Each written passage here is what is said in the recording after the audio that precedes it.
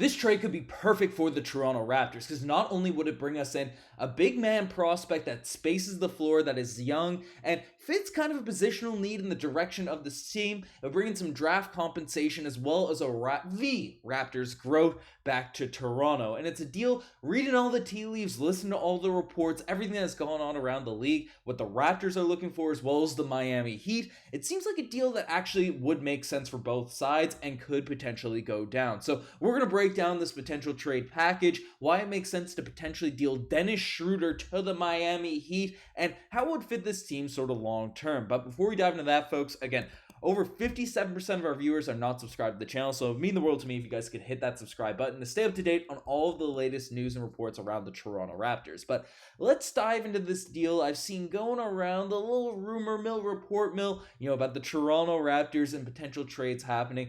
Popped up, potential package with the Miami Heat. Now, obviously, reports came out, broke down earlier today about Shams basically discussing how Dennis Schroder, Gary Trent Jr., and Bruce Brown are all highly regarded, and teams are interested in picking up these guys across the league. Masai has discussed about more trades potentially going down, and there's one team that seems like it could be a perfect fit specifically for a guy like Dennis Schroder, because basically reports have come out that the Miami Heat have made Nikola Jović as well as Kyle Lowry available in potential trades. And basically one guy that called the New York Knicks trade ahead of about a week before, made a whole video on it.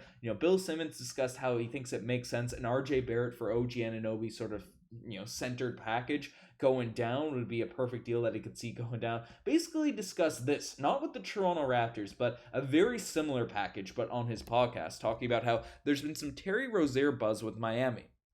It makes a ton of sense. Rozier is just a classic Miami guy. Maybe it's something like Lowry, Jovic, and a 27th first-round pick for Rozier and James Bouknight. Maybe throw in Nick Richards as well, which I would encourage them to do because I like Nick Richards. But basically, this sort of trade package, this trade formulation, is something that's getting tossed out there by Bill Simmons. Obviously, Terry Rozier is a bit more of a scorer, a bit more of a guy that has been putting up some dumb stats for the Charlotte Hornets this season. Again, a team where he's handled the offense, have dealt with a lot of injuries. They've had some guys for sure, Bridges back, and they have some decent players, but Rozier is a guy that is putting up better stats without a doubt than a Dennis Schroder. But Schroeder's more of a facilitator, a guy that's more gritty on the defensive end, and seems like more of just a Heat culture type of player than a Terry Rozier. So I look at this deal, I look at the level of players, at least in terms of value-wise, Terry Rozier and Dennis Schroder have. I'd say put Terry Rozier as a guy with more value than Dennis out there in the open market, but I think Dennis, maybe paired alongside,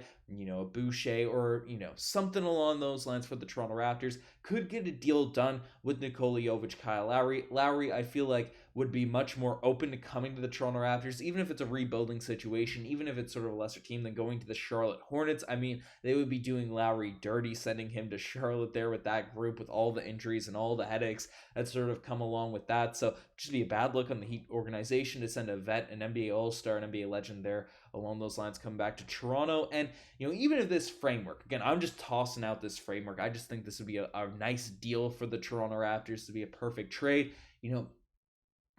I would love to see, obviously, Kyle Lowry come back, but Nikola Jović is a player that I think could potentially thrive with this Raptors group. Again, it's a little bit soft in terms of the defensive end, finishing the paint, just looking at what Heat players have said about the guy, but his stats are pretty encouraging, pretty intriguing, for if you're a Toronto Raptors fan. Again, only 6 points per game, 5 rebounds, but is shooting 44% from behind the three-point line. He's 6'10", and the free throw shooting is a little bit weird. Again, not the greatest of sample sizes and stuff, but Masai Ujiri has discussed bringing in players that have more shooting on this roster, and he's only 20 years old.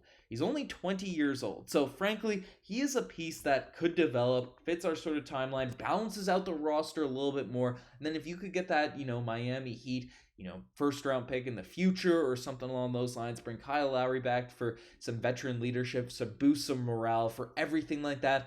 I mean, this deal could be a really nice sort of package, a really nice steal for the Toronto Raptors. Maybe not steal because Schroeder is a decent piece. We might have to, we'd have to make salaries work, make things match. So maybe other pieces going down to Miami as well. But I don't know. I just kind of like this package. Obviously, Kyle Lowry, he's older now, 37 years old. They're going to be 38 probably by the time this trade deadline, by the end of the season. 8 points per game, 4 assists, could be a solid sort of backup piece. Would give us actual minutes. He wouldn't just be like a wash deep bench player, but it'd be cool to see Kyle Lowry end his career as a Toronto Raptor. Have that end of the season, especially if the Toronto Raptors again go into that rebuilding direction, go that youth movement, try to get that first round pick that we have to tank essentially this season in order to receive, because the Spurs have it if it does fall out of the top 6, top 7. So I mean, it'll make the end of the season a lot more fun to watch.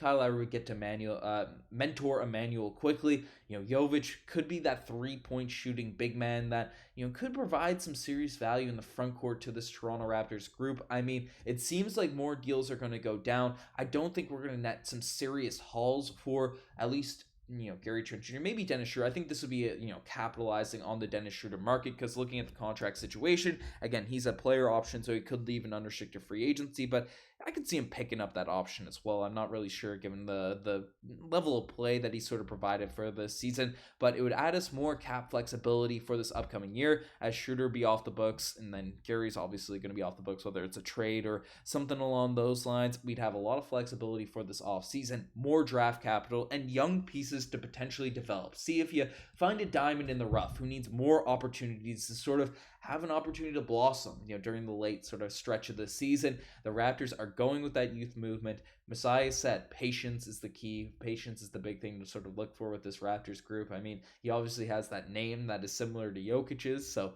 people will look to that and say, hey, maybe we got the next future MVP, but I don't know. The Toronto Raptors are a group that it seems like moves are going to actually go down.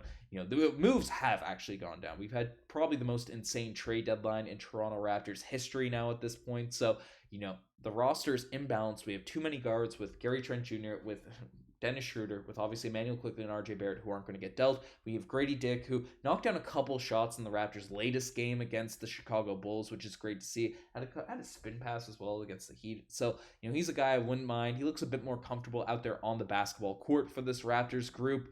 I mean, if we have Kira Lewis Jr., who we kind of have to factor in and take a look at now here at this point. There's a lot of guard depth on this Raptors group.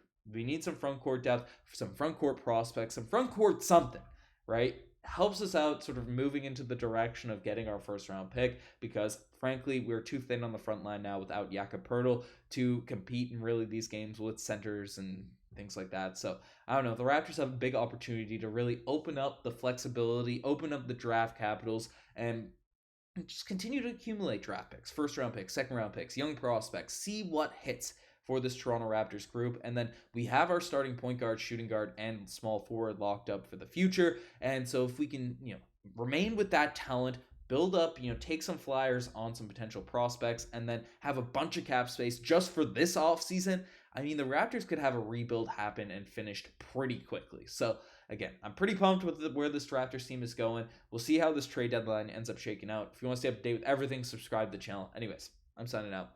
Cheers.